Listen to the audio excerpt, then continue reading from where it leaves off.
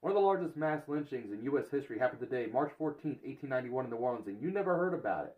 We have a national holiday because of it, yet you still never heard about it. It was done in response to the unaliving of this man. This is Police Chief David Hennessy, the White Knight of New Orleans, the Harvey Dent of New Orleans, if you will. One night while walking home in a diverse area, he is surrounded and fired upon by a handful of men. While laying in the streets, breathing his last breaths, a fellow officer came over. His name was William O'Connor, and asked him, "David Hennessy, who did this to you?" And in his last breaths, David Hennessy responded with the single word. He said something to rhyme with Legos, and it started with a D. And with that, the city was outraged and on fire, chaos. They wanted justice, and based on that single slur, they knew who to go after. 250 Italians in the neighborhood were harshly interrogated, and 45 were arrested. 19 were taken to trial. There was no evidence. They had nothing on these men.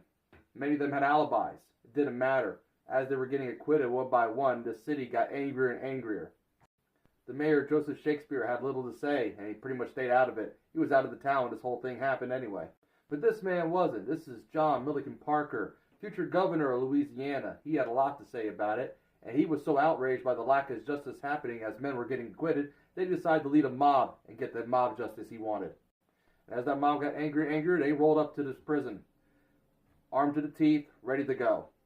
And they overwhelmed everybody. The guards were so intimidated, they actually unlocked the cells for the Italians just to give them a chance to run away, because they told them, "We can't protect you."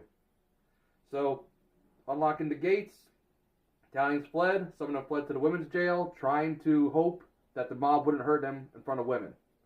Didn't help. 11 Italians were picked up and carried out into the street, and they were lynched.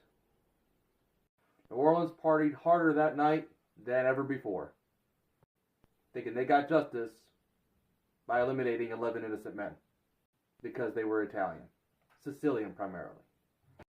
3 of the men that were lynched were still citizens of the Kingdom of Italy, so the King of Italy wasn't too pleased when he heard the news. Umberto I, King of Italy at the time, demanded President Benjamin Harrison take action and force some trial against the men who took out the 3 subjects of Italy.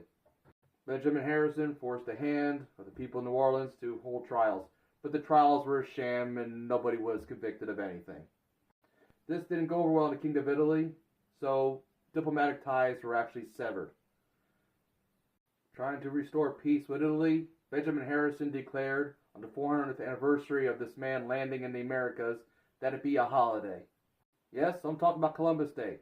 That was created because of what happened in New Orleans today on March 14th, 1891. It was kind of